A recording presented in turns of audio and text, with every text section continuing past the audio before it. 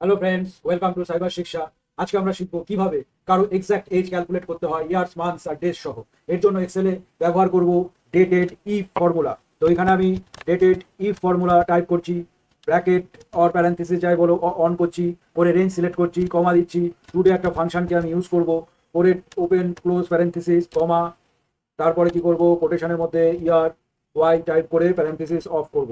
তাহলে আমার first year চলে আসলো।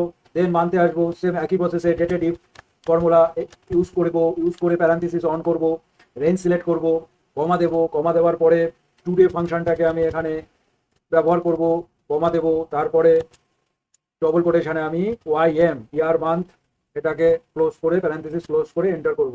তাহলে আমার মান্থটাও চলে আসলো 49 ইয়ার্স 2 মান্থ। এবার ডেজটাকে ক্যালকুলেট করবো একই প্রসেসে, ডেটেড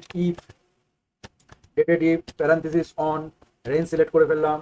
রেঞ্জ সিলেক্ট করে এখানে আমি কমা দিলাম, টুডে ফাংশন ইউজ করলাম। টুডে ফাংশন ইউজ করার পরে ফাংশনটাকে প্যারেন্থেসিস অফ অন করে ক্লোজ করতে হয়। দেন আমি কোটেশনের মধ্যে এখানে এম মানে মান্থ আর ডে এখানে দিচ্ছি, এম ডি প্যারেন্থেসিস ক্লোজ করে এন্টার করব। তাহলে দেখো আমার এখানে 49 ইয়ার 2 মান্থ 22 ডেজ এটা চলে আসলো।